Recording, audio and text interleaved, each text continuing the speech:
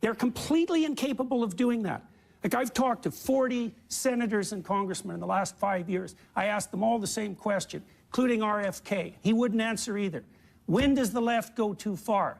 Well, we certainly bloody well saw it in the last month, didn't we? Because they got the oppressive narrative a little mucked up, we might say.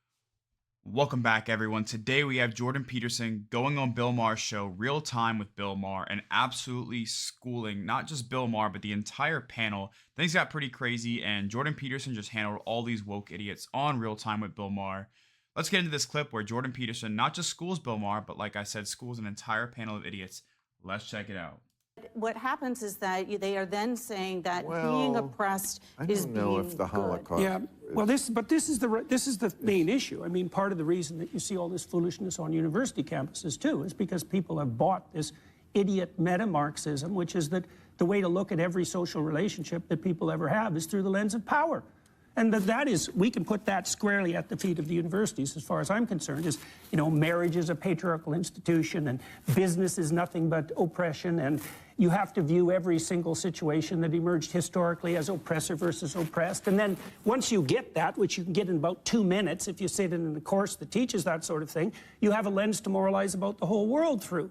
And then you see the situation is that the leftists have already decided the Palestinians are the victims. And as you pointed out, if you're a victim, then you're morally righteous. And even more conveniently, if you stand for the victim, then you're morally righteous, regardless of what you do with your own life.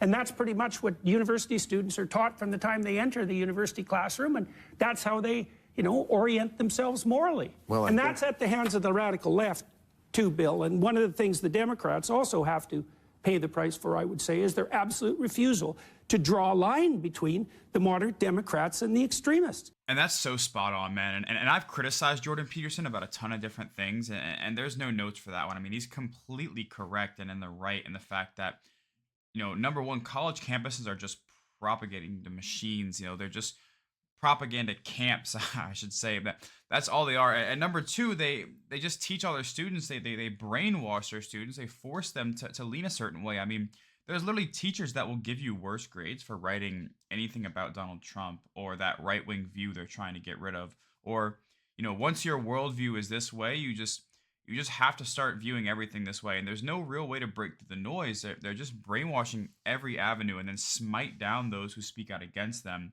Let me know in the comments if you guys have had any experience with this or feel the same way. We're really curious to hear your opinion here. Completely incapable of doing that. Like, I've talked to 40 senators and congressmen in the last 5 years. I asked them all the same question, including RFK. He wouldn't answer either. When does the left go too far? Well, we certainly bloody well saw it in the last month, didn't we? Because they got the oppressive narrative a little mucked up, we might say. And there's also another clip here I want to show you guys. Let's really move on and get into this clip where Jordan Peterson goes nuclear on an entire panel of woke lefties on Real Time with Bill Maher. Send them home. When Joe Biden started, we had the lowest rate of illegal immigration in 45 years. And he came in and he immediately reimposed catch and release, and it produced the worst rate of illegal immigration in our nation's history. I spent a lot of time at the border. I go out on midnight patrol with Border Patrol agents. Really? Many times. You should come. I'll actually bring you if you're interested in. If you want to see. No. I will tell you this, actually, Bill. If you saw what was happening, you would be horrified because the people being abused by the traffickers. You don't understand it till you see it firsthand, and it is immoral what's happening at our southern border. I take your word. Okay. I don't have to go. But it is easy to fix because what actually. It's also easy to joke about. Really, you know, Bill Maher just says some things where, like, you know, he's coming around. I'm thinking he's becoming better, but then he jokes about things, and I'm like, that's just not really something to joke about. And you know, I personally don't think that's something to joke about at all. And I don't want to be a pearl clutcher here. I just think that it's a little bit insensitive to joke about that stuff. I have a friend who's in Homeland Security. He worked in Texas as well. And he would tell me stuff about what happened to the border with these traffickers and everything. And it's horrible stuff happening out there. It's like the Wild West or worse. And to joke about it and to Bill Maher to just make jokes about the abortion topic where he's like, yeah, I do think it is murder. I just don't really care. It's like, okay, that's just wild to me, I guess. And he says it so proudly, smiles about it, and claps, and he just laughs. Let's get into this Jordan Peterson clip. though, where he cooks these guys coming up here in a second.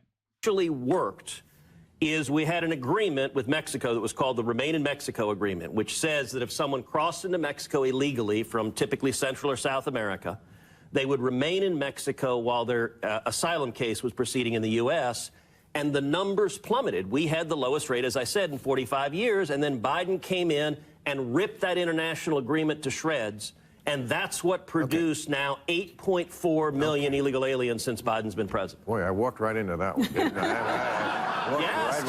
I know you know this. This is part of your... But, all right, let me ask it a different way. Do you think if we attacked it from the reverse angle, in other words, if we punish the employers... Absolutely. It would, and you think we should? Oh, look, I am all for E-Verify. I would absolutely punish the employers, and I've introduced legislation to do that multiple times. If you enjoy content like this, then make sure to leave a like and subscribe to the channel. It really does help me out a ton. Let's get back to the video. And what happened? Your party must not like that because we know cheap labor is good.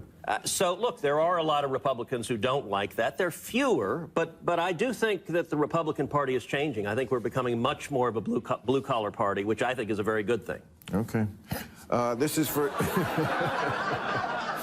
They are switching, aren't they? Yes, it's interesting. The parties are kind of switching, like who the elitists are. It used to be the country club Republicans, and now it's the Chardonnay sipping Democrat. Yeah. I know you've written about it. It's an interesting do-si-do the parties do. It's almost happened completely in Canada now. The Conservatives are basically the working class party in Canada. Right. Yeah. Look, the heart of the Republican Party are truck drivers and steel workers and cops and firefighters. And I think that is a fantastic shift. I think we should be the party of jobs. We should be the party of people who want to work hard. Okay.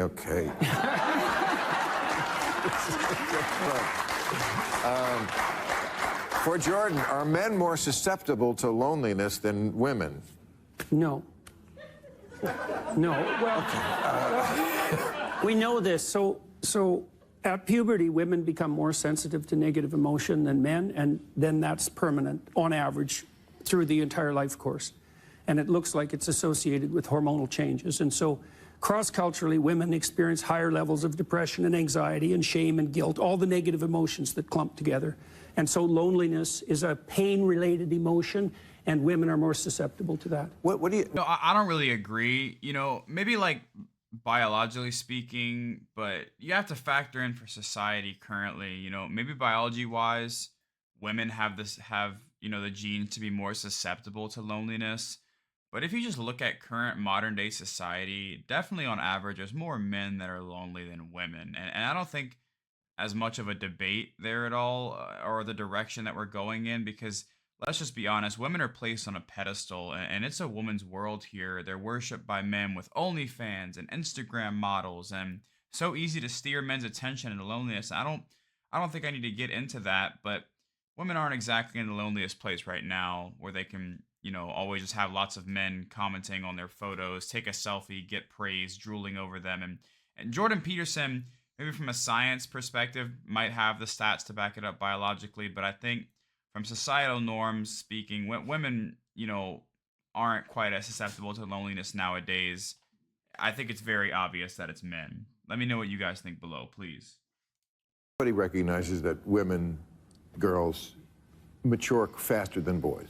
I mean, this is why they're going out with the upperclassmen. And at any age, they usually don't want somebody exactly their age. Even though this country is like crazy for age appropriate, God forbid we go out of that.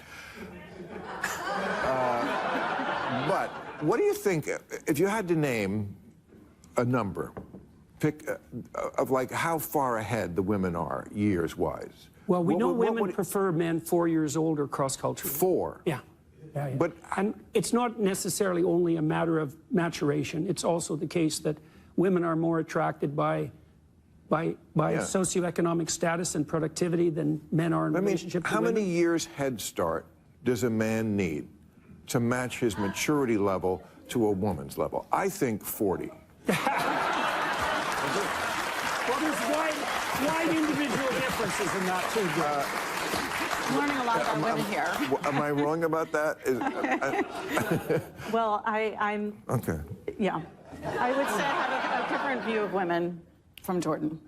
But what do you mean, different? Well, I mean, the depression, anxiety, What else do we have that's Negative, loneliness? Everything emotion. negative that no, we're no, no, no, not everything negative. Just Okay. because men are much more likely to be aggressive and to end up in prison and to be alcoholic, and they're overrepresented in learning disabilities.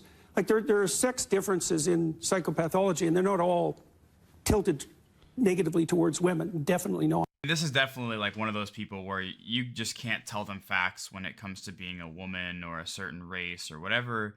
You know, even if there's all the statistics in the world, all the science and research in the world to back it up, this is that type of person that just will not accept facts ever, even if it sounds hurtful to her, or even if it sounds hurtful to her or hurts her feelings, she's just gonna be like, "Oh, you're a misogynist, you're a sexist." I'm not exactly sure who this is, Pamela Paul. I'm not very familiar with her, but very easy to point out these people and understand that they're going to take the conversation to a different direction and just blame you for being a misogynist or a sexist or whatever, to where it doesn't really, affect them anymore. And Jordan Peterson, he's going to state the facts, and you can tell she doesn't like that. Let's just see what happens. So, but negative emotion, it's absolutely clear that that's the case, and it's the biggest differences are in the countries that have the most gender equal economies and socio-economic structures. So the differences between men and women in terms of sensitivity to negative emotion maximize in Scandinavia. Wow. So Scandinavians are also much happier than we are, though. yeah, Well, but comparatively, their women are less happy. So I mean, and I've seen those surveys too. I find it a very difficult thing to quantify happiness, or it's kind of like that pain chart in the hospital, 1 to 10, like somebody's 3 is somebody else's 8. You know what I mean? How happy are they really in Scandinavia? I don't know. well, This is actually a decent point here by Bill Maher. Pain is 100% relative. The same pain you might feel as an adult for losing a family member, it could be comparable to a little girl losing her favorite teddy bear. But Jordan Peterson absolutely cooking everyone on this panel. Let me know what you guys think in the comments below about Jordan Peterson cooking everyone on Real Time at Bill Maher and putting these wool people in their place. As always, excited to see you in the next one. Peace.